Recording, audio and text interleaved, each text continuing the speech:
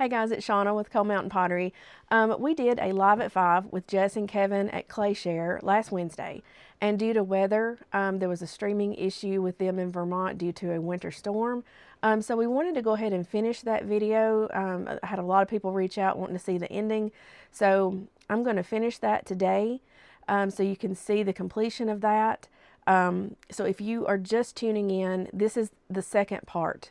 So you can go to clayshare.com and watch that class, or we'll link that below in the video, and we'll also link their YouTube video below. It's the same thing. You can watch it either place, but that way you can watch the first part, and then this will be the second part. We're also going to show you a few things that you can do the same technique with our rollers.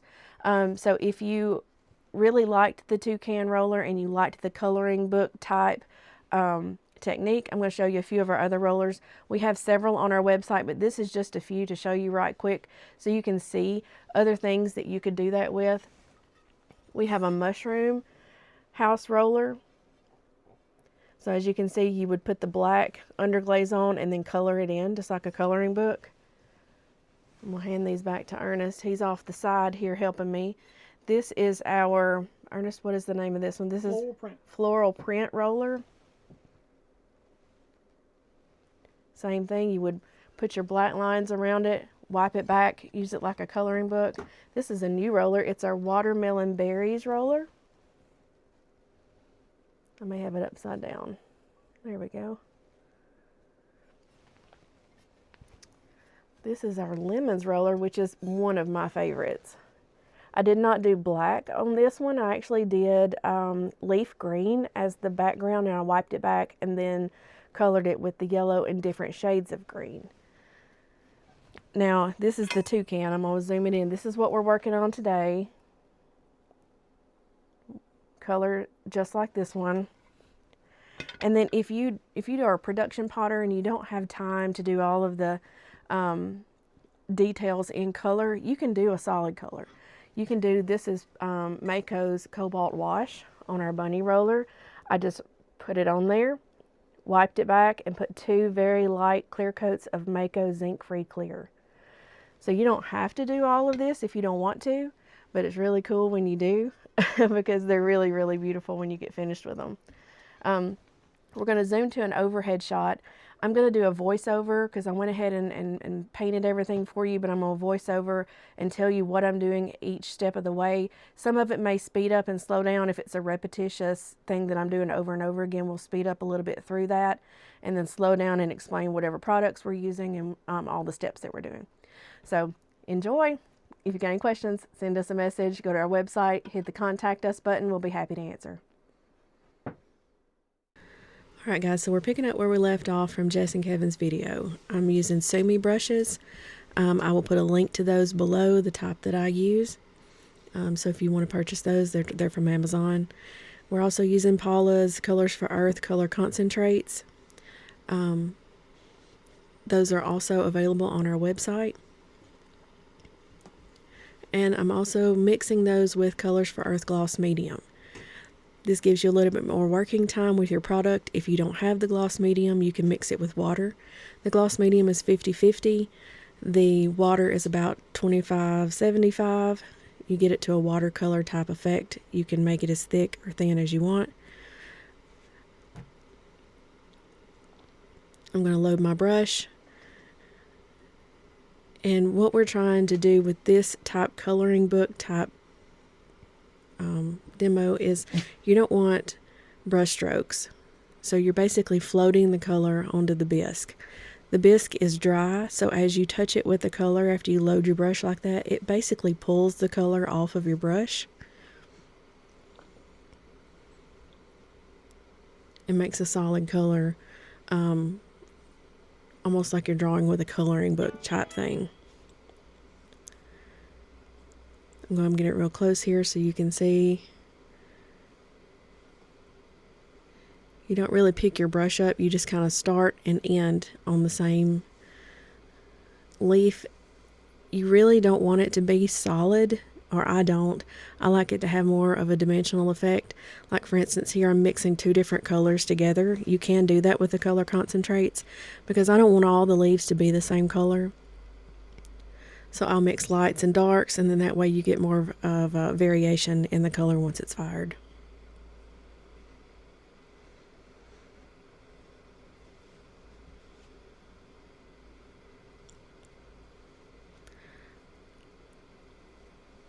Alright, at this point we're going to speed up a little bit because I'm going to do a lot of the leaves, and it's basically the same thing over and over again.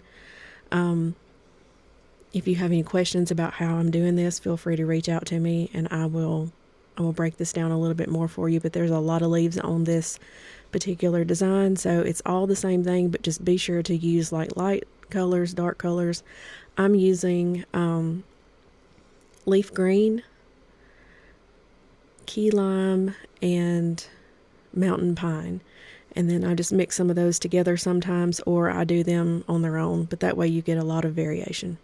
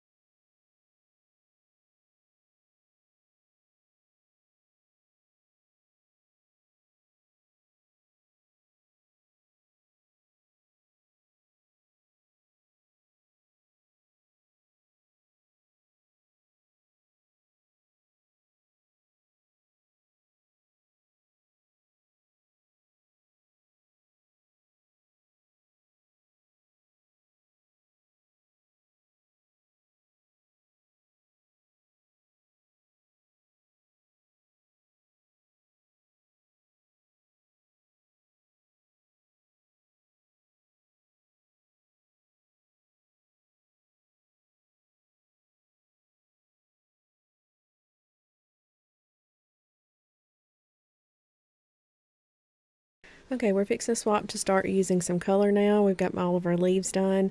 For those that are interested, I will post in the link below all the colors that we have used on this project. Once again, they are Paula McCoy's Colors for Earth color concentrates. This one that I'm doing in the purple is bright violet.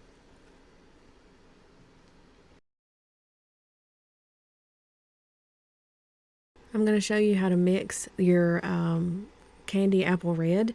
You put in about 50% gloss medium to 50% of paint. You mix it really, really well. It'll turn a light color, and then it'll turn back to a solid red color like it's supposed to. You load your brush, and I'm going to pull this up real close so you can see. The red is a little bit easier to see on screen, but watch how I just float it onto the bisque. You just kind of move it around with your brush. You're not making a stroke, you're just letting it down.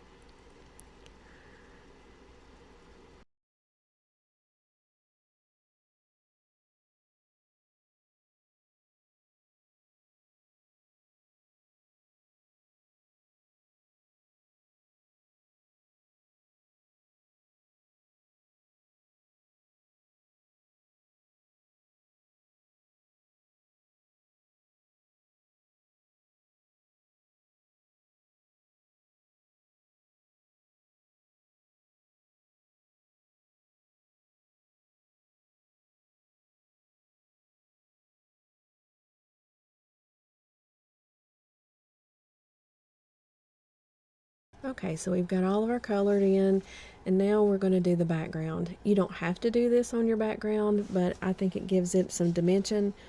I'm mixing light cerulean blue with gloss medium, but I'm also going to add in a separate container water, because I want this to be very, very watered down. You're not putting full strength in the background, and you're barely touching your brush to the bisque. It is leaving a very light dusting of that color behind. I'll take a little bit of the color, and then sometimes I'll even put it on my sponge to get water on it so it takes some of the color out. I just want it in the very, very faintest light color in the background.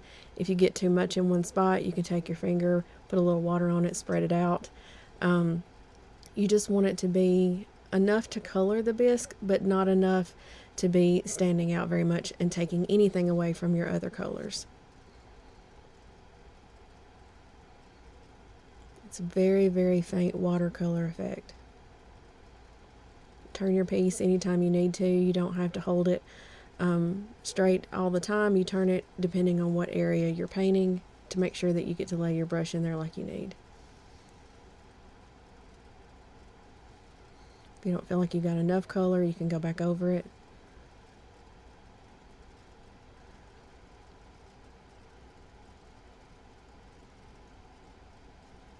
As it dries, it'll start to stand out a little bit to you as well, so you can see if you need to add or remove any of it from any of the areas.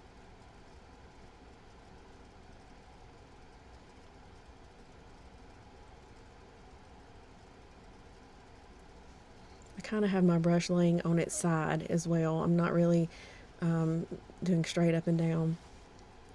Now I'm adding a color to the edge.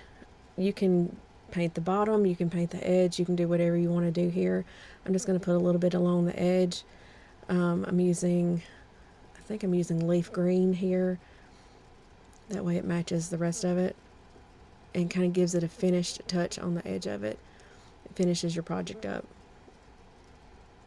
I'm also not being very picky about it. If I get it a little bit on the top or whatever, it's no problem. I do remove some from the back if I see it come on the back, and here I'm using a magic eraser just to kind of make sure that that cleans that up really well on the back.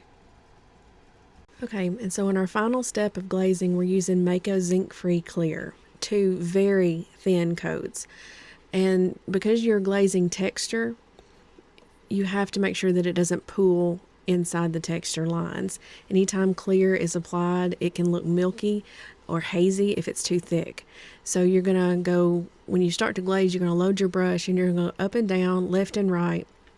But after you work the brush around, you're going to go back through the texture lines, like right here. You're going to see me apply the glaze, but then I'm going to go back with my brush and wipe back through the direction of the lines. What you're doing is you're making sure that it is not pooling in those lines. Just like I do here on the toucan, watch how I go back over his tail, because I'm clearing those lines out of the excess glaze. After we get the whole tray glazed and it dries, you should still be able to see the texture very clearly. That's what I mean thin, because you're going to put another thin coat on top of this, and if you can't see the texture, then it's going to be too thick and it's going to cause your colors to dull, because it's going to be milky, it's going to be hazy, and you're not going to be happy with that. So be sure when you lay the brush down and you're working it in, you have to go back over it before it dries in that section. So work it in sections. Make sure that any of your glaze that has pooled in those lines is thinned out.